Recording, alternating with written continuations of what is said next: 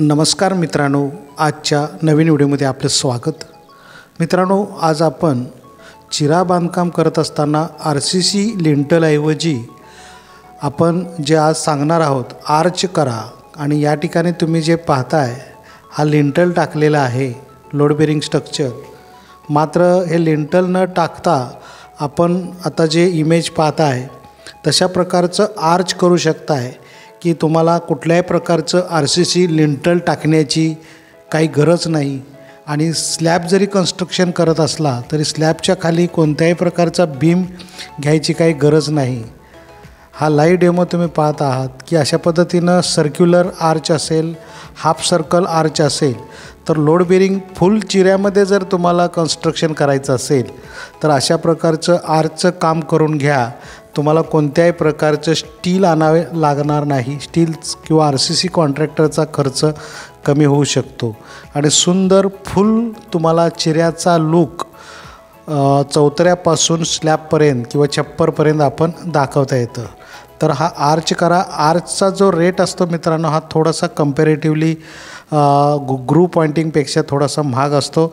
आणि हे जे आर्च जे काम आहे याचा जे लेबर रेट आहे तो जवळपास 1800 रुपये रनिंग मीटर, म्हणजे 180। तर असा हा कॉस्टली रेट आहे मित्रांनो।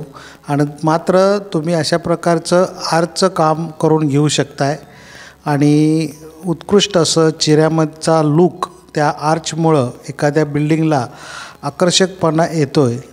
आणि आर्चचा कन्स्ट्रक्शनला वेळ लागतो, त्याला पूर्णपणे खालून त्याला सपोर्ट द्यावा लागतो आणि पूर्णपणे सेटिंग झाल्यानंतर 8 ते 10 दिवसानंतर ते खोललं जातं। तर या ठिकाणी तुम्ही पाहतात ह्या लाकडी विंडो आहेत किंवा कोणत्याही प्रकारच्या विंडोवरती आपण अशा प्रकारचे सेमी सर्क्युलर आर्च तयार करून घेऊ शकता।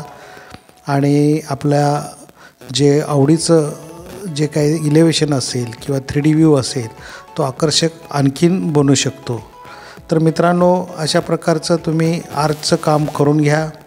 आणि जर तुम्हाला काही चिरे बांधकामाबद्दल काही शंका प्रश्न मनामध्ये असतील तर कमेंट करून जरूर विचारा। आणि जर तुम्हाला 2D 3D प्लॅनिंग करून हवं असेल, वास्तुशास्त्रानुसार प्लॅनिंग करून हवं असेल तर वरती जो नंबर दिलेला आहे त्या नंबरवरती कॉन्टॅक्ट करा। अगदी आपण ऑनलाईन सेवा देतो आहे। तर मित्रांनो, अशा प्रकारचं आर्चचं हे आर्च करण्यापूर्वीचं हे कन्स्ट्रक्शन तुम्ही पाहत आहात की अशा पद्धतीनं सेमी सर्क्युलर त्याला टेम्पररी सपोर्टिंग चिरेच वापरले जातात आणि त्याच्यावरती अशा पद्धतीनं आर्चचं काम केलं जातं। तर थोडासा वेळ लागतो आणि फाउंडेशन जे या ठिकाणी काम तुम्ही करायचं आहे चौतऱ्यापर्यंत, हे जे लोकल अवेलेबल जे स्टोन्स असतात की उदाहरणार्थ जो बसाल्ट दगड आहे तो तुम्ही बिंदासपणे चौतऱ्यापर्यंत वापरू शकता की जेणेकरून फाउंडेशन मजबूत होतं। आणि जो बसाल्ट स्टोन आहे तो चिऱ्यापेक्षा किंवा लॅटराईट स्टोनपेक्षा मजबूत असतो, पाणी कमी शोषून घेणारा स्टोन आहे। आणि चिरा मात्र पाणी शोषून घेत असतो, त्यामुळे तो चौथऱ्याच्या वरती लावणं गरजेचं आहे। आणि तुम्ही छप्पर जर करणार असाल तर छप्पर ते सुद्धा तुम्हाला 3-3 फूट प्रोजेक्शन बाहेरच्या बाजूला करून घ्या की जेणेकरून पावसाचा मारा भिंतीवरती डायरेक्ट होणार नाही। आणि त्यामुळं भिंती किंवा चिऱ्याचा जो काही पॉलिश असेल किंवा चिऱ्याचा जो काही लूक असेल तो डॅमेज होणार नाही, त्याचा सरफेस डॅमेज होणार नाही। तर अशा प्रकारचं हे कन्स्ट्रक्शन तुम्ही करून घेऊ शकता। आणि चिरे बांधकामासंबंधी अनेक व्हिडिओ आपल्या चॅनलवरती आहेत। जर तुम्ही पाहिले नसेल आणि आपलं चॅनल अद्याप सबस्क्राईब केलं नसेल तर जरूर सबस्क्राईब करा। तर अशा प्रकारचं हे आर्चचं काम तुम्ही बिनधास्तपणे करू शकता।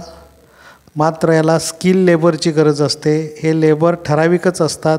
बरेच जण आम्हाला फोन करून विचारत असतात की लेबर्स मिळतील का। मात्र मित्रांनो, लेबर हे थोडेसे त्याची कमतरता आहे। बिहारकडून सुद्धा काही लेबर्स अशा प्रकारचे काम करतात, कर्नाटकमधून सुद्धा अशा प्रकारचे काम करणारे कारागीर उपलब्ध आहेत, पण त्यांची संख्या मर्यादित असल्यामुळं ते एक काम घेतल्यानंतर जवळपास मोठं काम असेल 2000-2500 स्क्वेअर फीटचं, तर त्यांना कालावधी 1 वर्षभर एकच काम करत असतात. त्यामुळं थोडंसं वेळ लागतो, गडबडीत काम करता येत नाही, हे लक्षात ठेवा. तर अशा पद्धतीने हे कन्स्ट्रक्शन केलं जातं. हा जो तुम्ही पाहत आहात की आर्चच्या अगोदर कशा प्रकारे सपोर्टिंग केलेलं आहे. तर मित्रांनो, आजच्या व्हिडिओमध्ये इतकंच. थँक्यू.